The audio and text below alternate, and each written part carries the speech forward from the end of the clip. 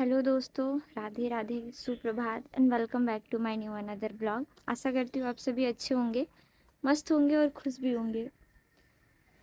और अभी 9 दिन बीता और इन 9 दिनों में मैंने ना खुद को कुछ कुछ चीज़ों के लिए ऑब्ज़र्व किया या फिर कह सकते हैं एनालिसिस किया कि कहाँ पे मैं क्या कर रही हूँ। बहुत ज़्यादा चीज़ें तो मुझे मालूम नहीं चली, पर जो जो चीज़ें मालूम चली ना, वो डेफ़िनेटली मुझे कभी भी सक्सेस नहीं होने देगा। और सबसे बड़ी चीज़ मुझे ऐसा लगता है ना कि सेल्फ स्टडी करने वाले अधिकतर लोग ये सारी चीज़ें करते हैं। तो जो सेल्फ स्टडी होता है ना, वो अपने आप में ही एक बहुत बड़ा, बोल सकते हैं कि चैलेंज है। चैलेंज इसलिए, अगर आप पढ़कर सेल्फ स्टडी कर रहे हैं तब तो आपके पास नॉलेज होगा, पर आप बिना पढ़े ही सेल्फ स्टडी को अपना हथियार बना रहे हो कि हाँ, मैं खुद के बदौलत ही सारी चीज़ें कर लूँगी। डेफ़िनेटली आपको चीज़ें पता चल चुकी हैं कि आप कर लोगे, और ऐसा नहीं है कि धरती पे कोई भी चीज़ कि आप चाह के उस चीज़ को कर नहीं सकते, या फिर आपको करने में कोई दिक्कत आएगा, या फिर आपके अंदर काबिलियत नहीं है। लेकिन मैं आपको कुछ-कुछ चीज़ें बताती हूँ। ये करना ना करना अलग बात, सबसे बड़ी बात तो ये है कि जब हम सेल्फ स्टडी कर रहे होते हैं, तो अपने आप को उस ज़ोन में ही नहीं पहुँचा पाते, जिस ज़ोन में एक एस्पिरेंट होता है। हर एक दिन के बाद मोटिवेशन, डिमोटिवेशन, छोटी-छोटी चीज़ों से परेशान होना, किसी को खुद से ज़्यादा प्रायोरिटाइज़ करना, आप चीज़ों से उलझे रहना, मतलब आपका चीज़ों से उलझे रहना, पारिवारिक मामले या फिर कुछ भी। कहा जाता है एक एस्पिरेंट को कि पारिवारिक मामले चलते रहेंगे, बस आपको इग्नोर करना है और आगे बढ़ना है। क्योंकि इस परिस्थिति के बदलाव का जो सफ़र है, वो शुरू आपने किया है, तय आपको करना है, और चीज़ें आपके हाथ में है कि आप करना चाहते हो कि नहीं, कर पा रहे हो कि नहीं, और कर पाओगे कि नहीं। दूसरा ये बात है ना, जैसे जो मेरे साथ होता है अक्सर, मैं बातों को बहुत जल्दी दिल पे लगा लेती हूँ, जो कि कह सकते हैं 100% गलत है।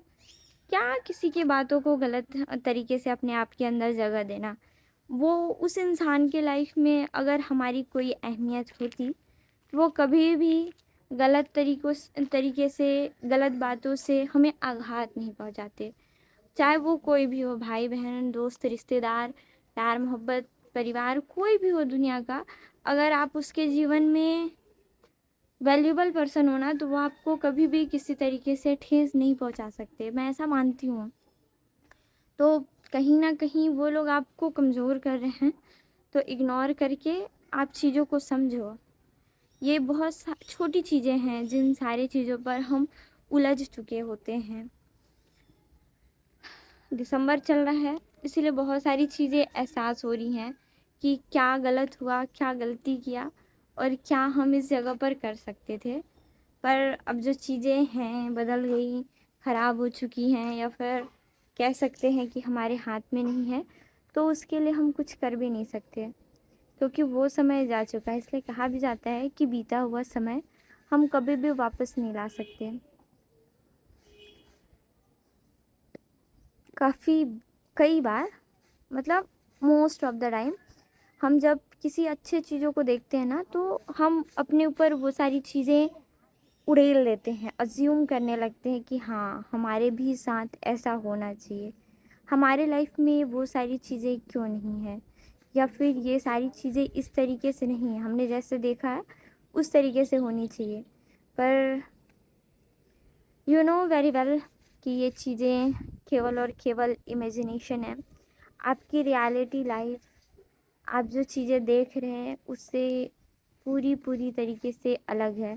ज़रूरी नहीं है कि आप एक हैप्पी फैमिली को देख रहे हो तो आपकी फैमिली भी उस तरीके से हैप्पीली रिएक्ट करेगी, आपका सपोर्ट करेगी। या फिर ये नहीं है कि आप किसी को मेहनत करता देख रहे हो तो आपको भी उतनी मेहनत की ज़रूरत है। या फिर ये भी नहीं है कि आप किसी को घंटे घंटों भर पढ़ते देख रहे हैं और आप नहीं पढ़ पा रहे हैं तो आपको रिग्रेट होगा।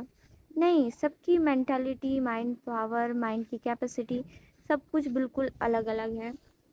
और आप देखोगे कि कई लोग बहुत कम मेहनत में ही, ऐसा कम मेहनत नहीं कर सकते, उनकी स्मार्ट स्ट्रैटेजी की वजह से वो ऐसे लोगों से आगे निकल जाते हैं जो लोग काफ़ी ज़्यादा हार्ड वर्क करते रहते हैं। तो ये हार्ड वर्क करने वाले लोग गलत नहीं होते हैं, बस इनको सही डायरेक्शन की ज़रूरत होती है। और ये सही डायरेक्शन मिलते मिलते तक ना उम्र, समय, वक्त सब कुछ ख़त्म हो जाता है। और अगर आपको कोई गाइड करने वाला हो तो चीज़ें आसान हो जाती है, पर कई बार आपको अपनी लड़ाई खुद लड़नी पड़ती है। कई बार नहीं, हमेशा। शायद कोई 1 आध बार, 2 बार, 5 बार, 10 बार आपके सपोर्ट में आके खड़ा हो जाएगा।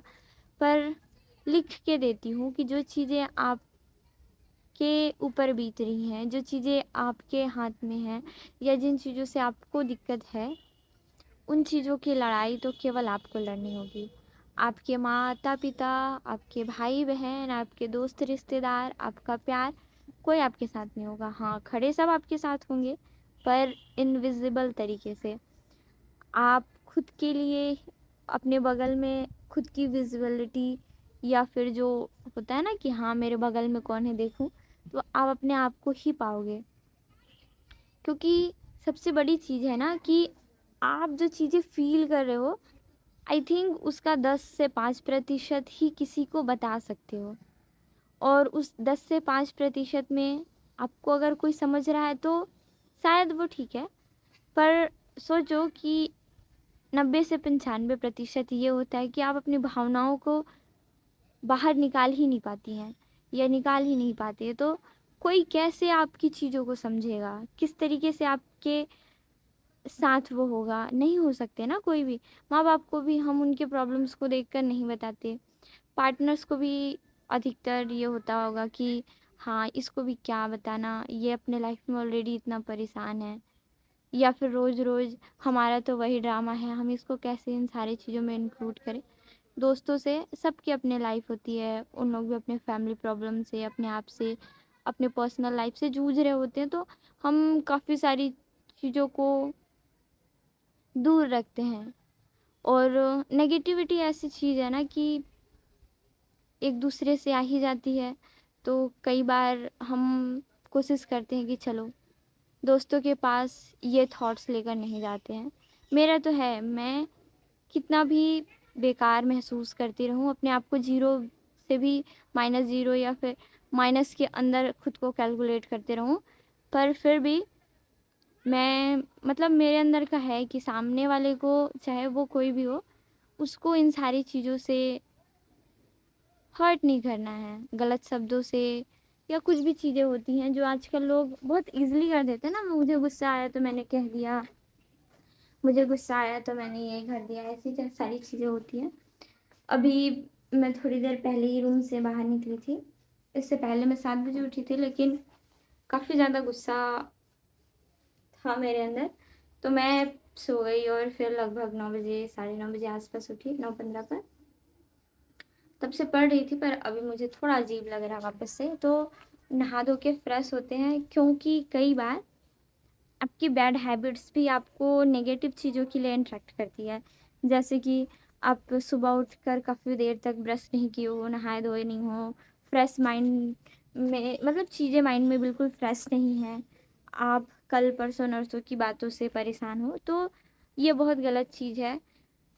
आपको पता है कि ये नया दिन है, तो चीज़ें बिल्कुल नहीं होनी चाहिए।